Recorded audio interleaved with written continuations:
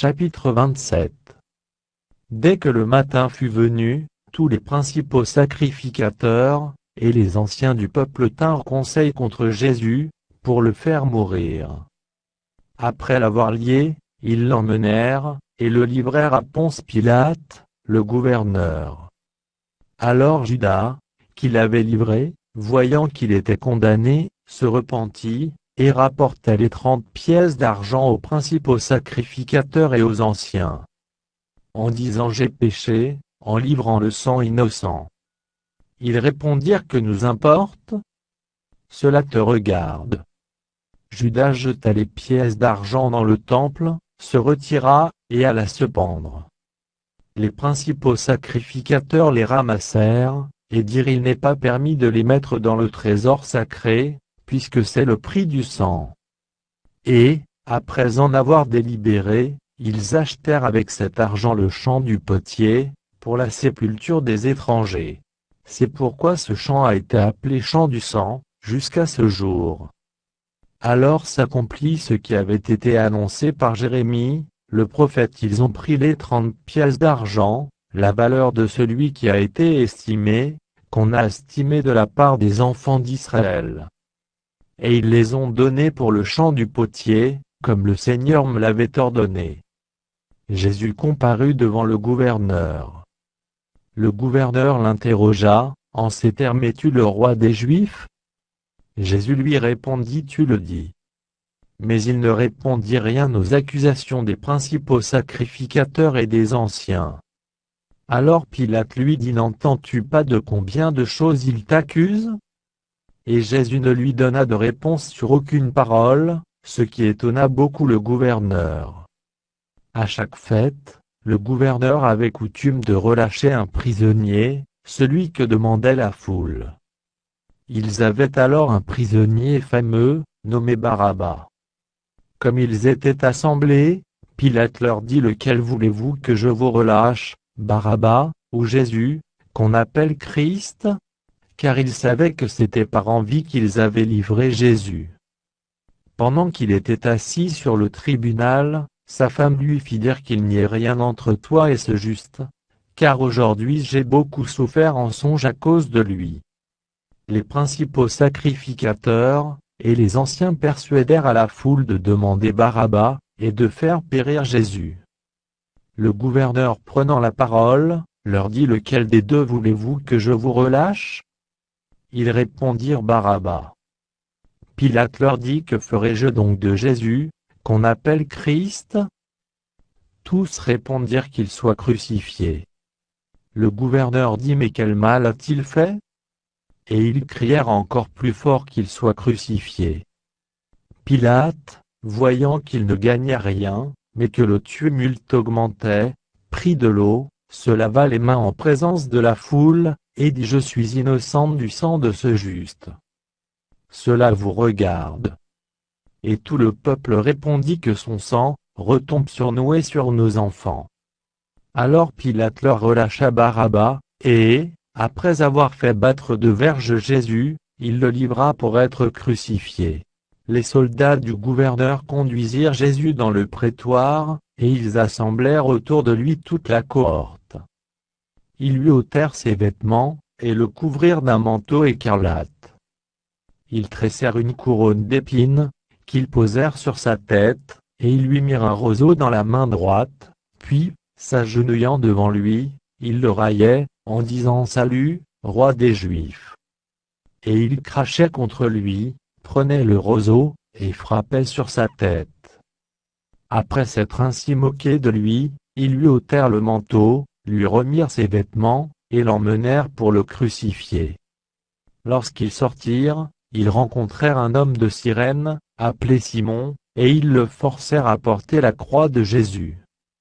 Arrivés au lieu nommé Golgotha, ce qui signifie lieu du crâne, ils lui donnèrent à boire du vin mêlé de fiel, mais, quand il l'eut goûté, il ne voulut pas boire.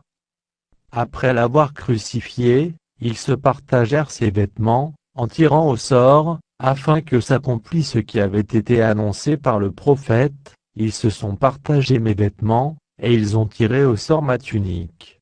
puis ils s'assirent, et le gardèrent. Pour indiquer le sujet de sa condamnation, on écrivit au-dessus de sa tête: celui-ci est Jésus, le roi des Juifs. Avec lui furent crucifiés 2 brigands, l'un à sa droite, et l'autre à sa gauche. Les passants l'injuriaient, et secouaient la tête, en disant: toi qui détruis le temple, et qui le rebâtis en 3 jours, sauve-toi toi-même. Si tu es le Fils de Dieu, descends de la croix. Les principaux sacrificateurs, avec les scribes et les anciens, se moquaient aussi de lui, et disaient: il a sauvé les autres, et il ne peut se sauver lui-même. S'il est roi d'Israël, qu'il descende de la croix, et nous croirons en lui. Il s'est confié en Dieu, que Dieu le délivre maintenant, s'il l'aime. Car il a dit: je suis fils de Dieu. Les brigands, crucifiés avec lui, l'insultaient de la même manière. Depuis la 6e heure jusqu'à la 9e, il y eut des ténèbres sur toute la terre. Et vers la 9e heure, Jésus s'écria d'une voix forte: Élie, Élie, lama sabachthani, c'est-à-dire mon Dieu, pourquoi m'as-tu abandonné? Quelques-uns de ceux qui étaient là, l'ayant entendu, dirent: il appelle Élie. Et aussitôt l'un d'eux courut prendre une éponge, qu'il remplit de vinaigre, et, l'ayant fixée à un roseau, il lui donna à boire. Mais les autres disaient: laisse, voyons si Élie viendra le sauver. Jésus poussa de nouveau un grand cri, et rendit l'esprit. Et voici, le voile du temple se déchira en 2, depuis le haut jusqu'en bas, la terre trembla, les rochers se fendirent. Les sépulcres s'ouvrirent, et plusieurs corps des saints qui étaient morts ressuscitèrent. Étant sortis des sépulcres, après la résurrection de Jésus, ils entrèrent dans la ville sainte, et apparurent à un grand nombre de personnes. Le centenier et ceux qui étaient avec lui pour garder Jésus, ayant vu le tremblement de terre et ceux qui venaient d'arriver, furent saisis d'une grande frayeur, et dirent assurément: cet homme était fils de Dieu. Il y avait là plusieurs femmes qui regardaient de loin, qui avaient accompagné Jésus depuis la Galilée, pour le servir.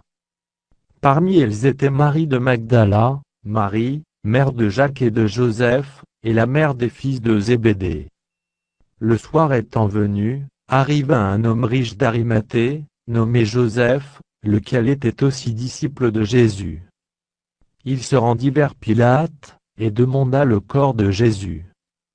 Et Pilate ordonna de le remettre. Joseph prit le corps, l'enveloppa d'un linceul blanc, et le déposa dans un sépulcre neuf, qu'il s'était fait tailler dans le roc. Puis il roula une grande pierre à l'entrée du sépulcre, et il s'en alla. Marie de Magdala et l'autre Marie étaient là, assises vis-à-vis du sépulcre. Le lendemain, qui était le jour après la préparation, les principaux sacrificateurs, et les pharisiens allèrent ensemble auprès de Pilate. Et dirent: Seigneur, nous nous souvenons que cet imposteur a dit, quand il vivait encore: après 3 jours je ressusciterai. Ordonne donc que le sépulcre soit gardé jusqu'au 3e jour, afin que ses disciples ne viennent pas dérober le corps, et dire au peuple: il est ressuscité des morts. Cette dernière imposture serait pire que la première. Pilate leur dit: vous avez une garde, allez, gardez-le comme vous l'entendrez. Ils s'en allèrent, et s'assurèrent du sépulcre au moyen de la garde, après avoir scellé la pierre.